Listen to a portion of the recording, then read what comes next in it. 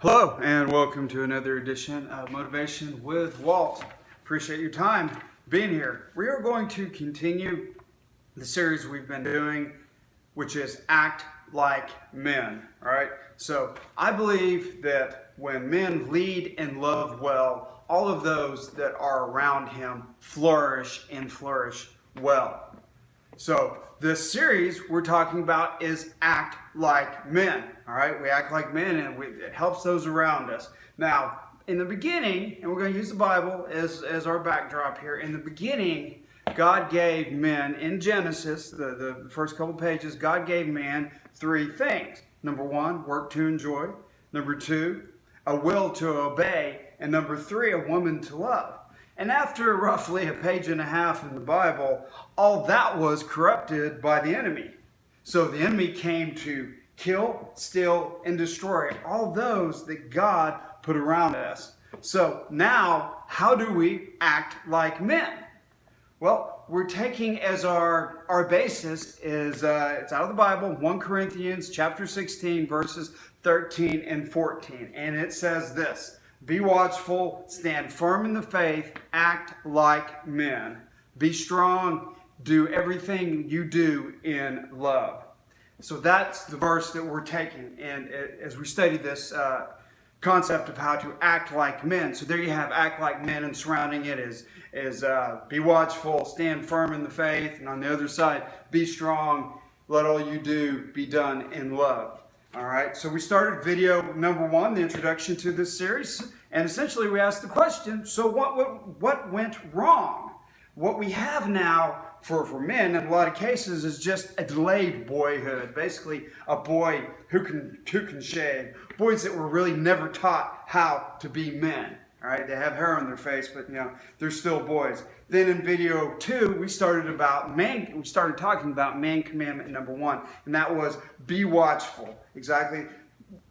Kind of like the movie A Few Good Men, they want us on that wall. They need us on that wall. Our wives, our children, those that are around us. In video number three, we talked about how it is that we can stand firm in the faith. Essentially, not only is the gospel true, but it is trustworthy, right? Put on the full armor of God, as we protect those who are around us. So today we're talking about the third man commandment, and that is be strong. Now, we were born into a world where there's black and white, dark and light, good and evil, right? Essentially, it's a fight between the two, good and evil. So if you're going to be in a fight, you need to be strong. And if you're a godly man, and certainly in today's age, if you're a godly man, there will be an incredible amount of power and pressure that is put against you. As I said, the enemy comes to kill, steal, and destroy you. All right, we talked about that with being watchful. You need to be watchful as he tries to destroy you. He tries to destroy you so that he can have his way with those that God has put around you who are now defenseless, since if he happens to take you down, which certainly we don't want that to happen. So what does it mean to be strong? When we think of strength, we think of possessions, power, and physical dominance. Well, Jesus came and he really pretty much redefined what it meant to be strong. The ancient Jews and their leaders, the Pharisees, back when at the time when Jesus came, the Jews were under the subjugation. They were under the rule of the ancient Romans, and the Jews and the Pharisees, their leaders, were looking for a Messiah that would come and give the Jews back the political and physical power and the rebirth of the mighty Jewish nation. That's what they're looking for in the return of the Messiah. Instead, Jesus came as a servant in faith who was crucified and put to death, and he ultimately triumphed over death, the ultimate show of strength. Jesus showed us that through faith all things are possible. Faith gives us the ultimate strength. Redefine what strength meant. So, to be strong, right? That's what the Corinthian verse tells us to do, is to be strong. So a strong man is number one. A Sabbath man. The Sabbath is the fourth commandment. If you'll recall, on the final day of creation, the seventh day of creation, God rested, the Sabbath day. And he calls us to and his fourth commandment, he calls us to follow that teaching as well.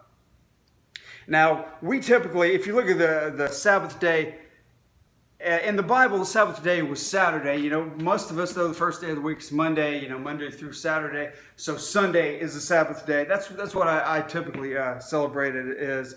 Whichever way is fine. It's the point of the Sabbath that we need to honor that makes us strong. The Sabbath, the rest, taking a day of rest, essentially is what it is not there to allow us to rest from work. It is there to allow us to rest for work. As I mentioned, God gave men work to enjoy, but he never said anything about planning for retirement. Health forces many of us to quit.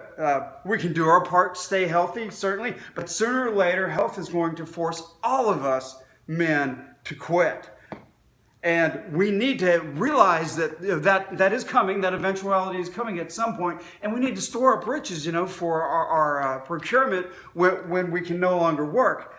But I'm not anxiously waiting the day that I can just sit around and constantly vacation, all right?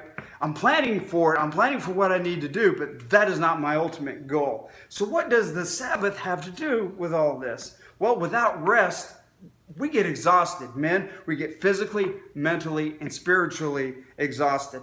We're not meant to constantly pace ourselves so that we work all of the time. If we try to pace ourselves, we just get exhausted no matter how hard we try to make this pacing work. Instead, though, we are meant to get after it all week long and then Sabbath.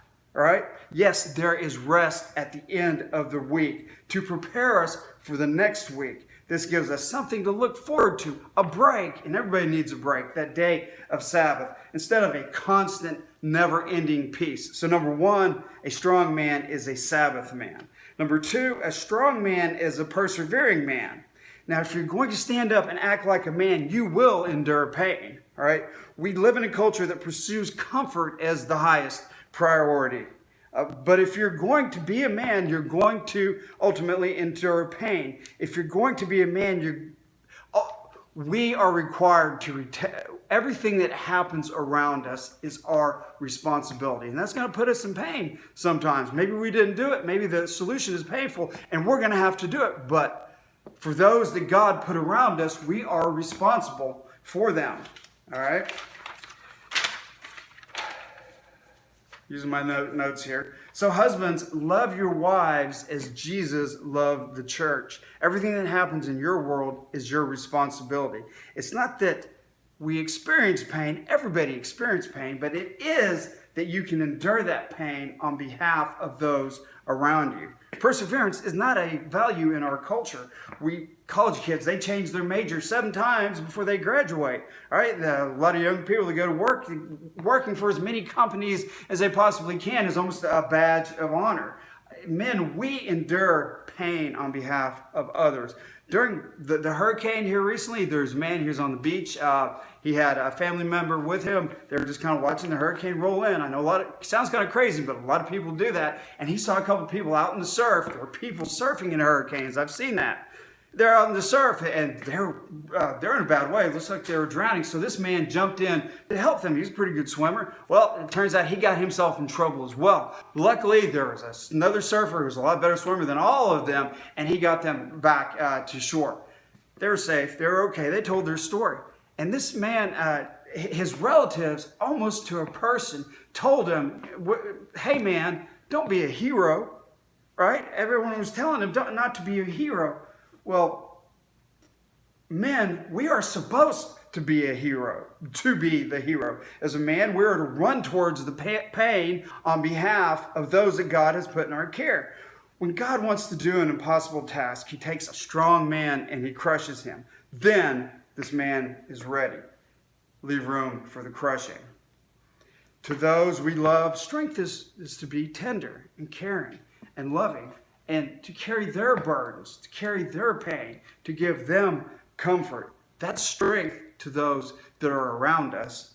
This machoism, this no-feeling kind of man concept, that's not strength to the ones that you love, but it's being tender and loving to them. That is strength. So, number 2, a strong man is a persevering man. And number 3, a strong man is a humble man. Do not ever expect God to trust you with authority until you have shown that you learned how to live under authority, right? You can't be a great leader unless you've learned how to be a great follower. And you must humble yourself before God daily. Number 4, a strong man is a serviceman. What do we do? What do you do when you realize you're the boss? Maybe you're in a meeting, maybe you're not the CEO, maybe you're not at the top, you're not at the bottom, but it's people strip away until they leave, the CEO leaves maybe, and the chief accountant leaves, and some managers leave, and you're sitting there, and maybe some other people, that work for you, or maybe they're administrative, and you sit there and you realize that you're the leader.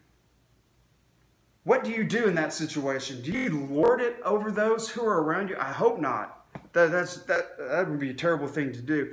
The Bible says, whoever is to be first among us, it says, whoever is first among you will be as the last, a servant. At one point, I don't know where it is in the Bible, but Jesus got down and he washed their feet. They talk about feet in the Old Testament. People walked around in the dirt and the muck. It was just terrible. Their feet were a whole lot worse than ours. So Jesus washing the disciples' feet was a pretty tough thing to do, but he did it. All right? No servant is greater than his master. The motivation here for men, I know a lot of you maybe have read the 5 love languages and you figured out what your wife's love language is. Service, the motivation behind service should be love, not manipulation. So there you have it, all right? Be strong. That's the 3rd man commandment that surrounds act like men. Number 1, a strong man is a Sabbath man. Number 2, a strong man is a persevering man. Number 3, a strong man is a humble man. And number 4, a strong man is a serviceman, a man of service. Okay, well, until next time, keep your feet on the ground and keep your eyes pointed towards the stars. Thank you.